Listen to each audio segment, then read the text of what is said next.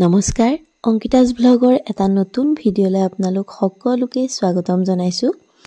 আজি এযোৰ নতুনকৈ কৰা মেখেলা চাদৰৰ ভিডিঅ' লৈ আহিছো। আহকচোন তেনেহলে কাপোৰযোৰ কেনেকুৱানো লাগিছে আপোনালোককো দেখুৱাও। আৰু এইযোৰ হৈ গ'ল কাপোৰযোৰ শেৱালি ফুলৰ ডিজাইনত কৰিছো আৰু কন্ট্ৰাষ্ট কৰি কৰিছো বগা আৰু নীলা। মেখেলা আৰু ব্লাউজ হৈ গ'ল নীলা। এইখন হৈ গ'ল চাদৰখন বগাত নীলা ফুল কৰিছো আৰু যি এযোৰ অৰ্ডাৰৰ হয় যিগৰাকী বাইদেৱে দিছিলে তেখেতে কন্ট্ৰাষ্ট কৰি কৰিবলৈ কৈছিলে, সেইকাৰণে মই এনে ধৰণে কৰিছো আৰু দুইটা আগত এনে ধৰণে দিছো, মাজত তিনিপাহ দুপাহ এই ধৰণে দিছো। দুইটা আঁচলত আগ দুটাত তেনেকে সৰহকৈ ফুল দি দিছো আৰু দাঁতিত এপাহ এপাহকৈ এই ধৰণে পটিৰ দৰে কৰি দিছো। আৰু এইটো হৈ গ'ল কোচত পৰিব এইগিপা বুকুৰ অংশত, আজিকালি প্ৰায়ে তেনেকে বনাই। আৰু চাদৰখনৰ দহিখিনিও এই ধৰণে বাতি দিছো আৰু এটা কালাৰে দিছো নীলা কালাৰটো, ফুল কেইপাহৰ লগত মিলাই এই ধৰণে সৰু সৰুকৈ বাতি দিছো। আৰু দহিটো নাবাতিলে ভাল নালাগে, সেইকাৰণে সৰুকৈ এই ধৰণে বাতি দিছো।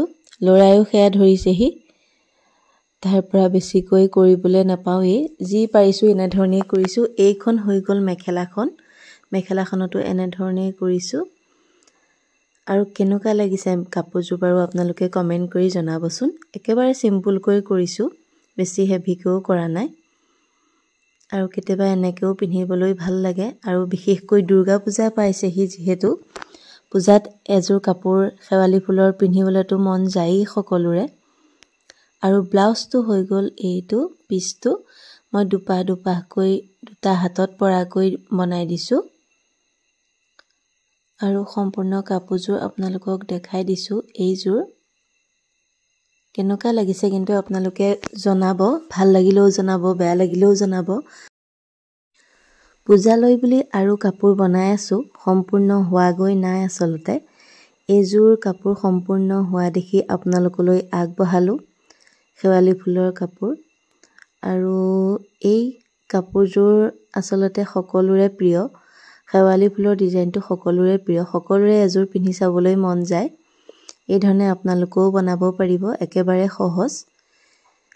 সহজকৈ বনাইছো। আজিৰ এই শেৱালি ফুলৰ কাপোৰযোৰ তেনেহলে কেনেকুৱা লাগিলে আপোনালোকে কমেন্ট কৰি জনাব।